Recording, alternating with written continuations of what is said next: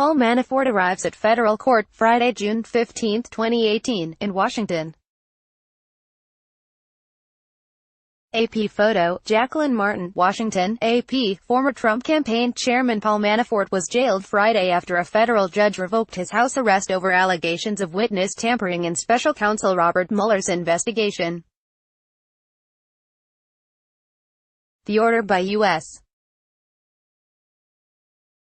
District Judge Amy Berman Jackson adds to the already intense pressure on President Donald Trump's former top campaign aide in the special counsel's probe of Russian interference in the 2016 election campaign and the possible coordination with Trump aides. Manafort, who is 69, now loses the relative freedom he enjoyed while preparing for 2 criminal trials, and he faces the possibility, if tried and convicted, of spending the rest of his life in prison. Still, it's unclear if the move will push Manafort to cooperate with prosecutors. Manafort witnessed several key episodes under investigation by Mueller's team, but he has not shown a willingness to help investigators, instead vigorously maintaining his innocence and attacking his prosecution as illegitimate. Prosecutors have also given no indication they are pursuing a plea deal or consider his testimony essential to the probe given the amount of evidence and other cooperators they've amassed in the last year. No one on the campaign, including Manafort, has been charged with a crime directly related to Russian attempts to sway the election. On Friday, Trump criticized Jackson's decision, even as he sought to distance himself from Manafort by saying the former chairman worked for other prominent Republicans and worked for his campaign for only 49 days or something. A very short period of time. In fact, Manafort served there for nearly 5 months. Trump also tweeted with sarcasm that he didn't know Manafort was the head of the mob, and asked, "What about Comey and Crooked Hillary and all of the others?" Very unfair. The president referred incorrectly to Manafort's pre-trial detention as a tough sentence. Manafort hasn't been convicted of any crimes or sentenced. In issuing her ruling, Jackson said she had struggled with the decision to jail Manafort while he awaits trial and considered alternatives. But she couldn't turn a blind eye to his conduct or ensure he would abide by her orders if he remained on house arrest. "You have abused the trust placed in you 6 months ago," she said. Jackson's ruling came in response to an indictment handed up last week charging Manafort and longtime associate Konstantin Kilimnik with obstruction of justice and conspiracy to obstruct justice, adding to the multiple felony counts he already faced. Manafort pleaded not guilty to the latest indictment on Friday. Kilimnik, who prosecutors say lives in Russia, did not appear in court or respond to an email seeking comment Friday. Mueller's team has said that Kilimnik has ties to Russian intelligence agencies, a claim he has denied. Prosecutors say the 2 men tried to get 2 witnesses to say that lobbying work on behalf of Ukraine and carried out by clandestinely paid former politicians occurred only in Europe and not the U.S., a contention the witnesses said they knew was false.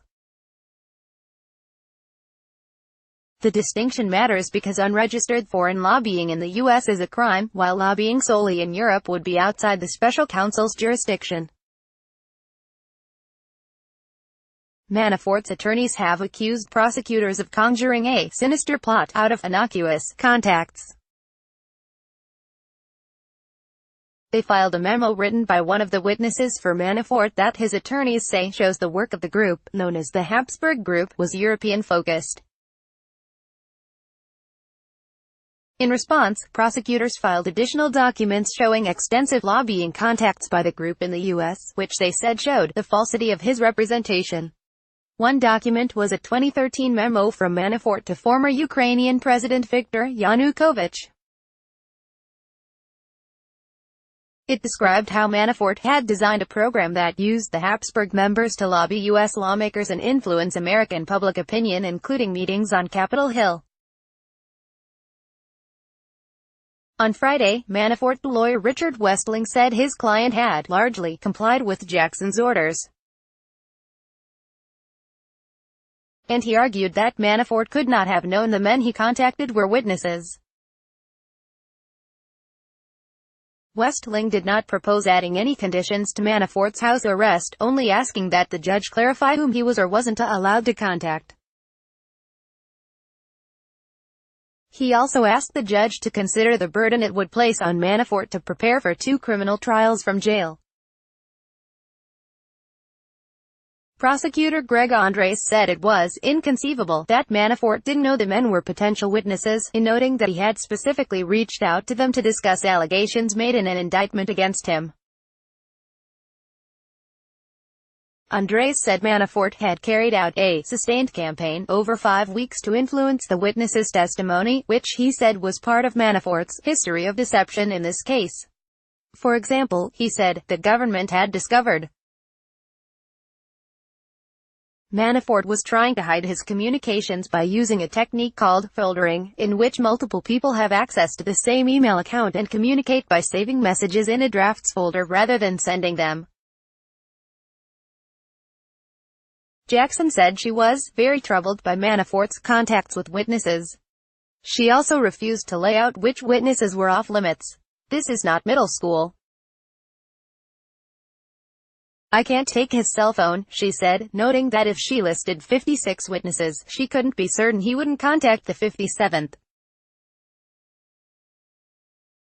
Manafort will remain in jail while he awaits trial in both Washington and Virginia over the next few months. He faces several felony charges, including tax evasion, bank fraud, money laundering, conspiracy and acting as an unregistered foreign agent, related to his Ukrainian political work, money he funneled through offshore accounts and loans he took out on property in the U.S.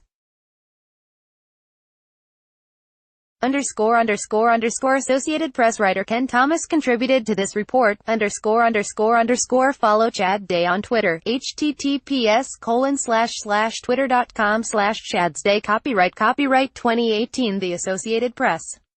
All rights reserved. This material may not be published, broadcast, written or redistributed.